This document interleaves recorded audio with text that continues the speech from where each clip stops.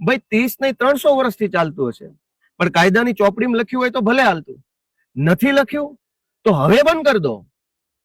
આટલો મોટો મુદ્દો હું લઈને ગયો, કેમ કે ગુજરાતના તમામ મોટા શહેરોમાં જે પાણી ભરાઈ જાય છે ચોમાસામાં, એની પાછળનું મુખ્ય કારણ ટીપી એક્ટનો અમલ નથી થતો. એટલે ટીપી નો અમલ થાય તો પાણી ન ભરાય.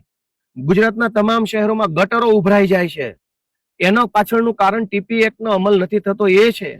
ગુજરાતના તમામ મોટા શહેરોની અંદર ટ્રાફિક જામ અને પાર્કિંગના ઇસ્યુ છે, એનું કારણ ટીપી એક્ટ.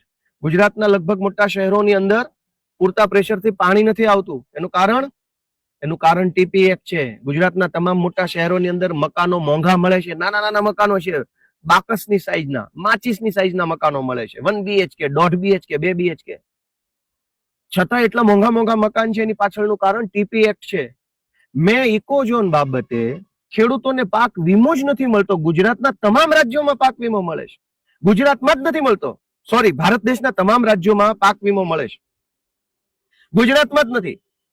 તો કેટલું દુર્ભાગ્ય કહેવાય કે એક બકરીનો વીમો હોય છે, એક ભેંસનો વીમો હોય છે, પણ ખેડૂતના 10 વીઘાના ખેતરમાં ઉભી રહેલી મગફળીનો કોઈ વીમો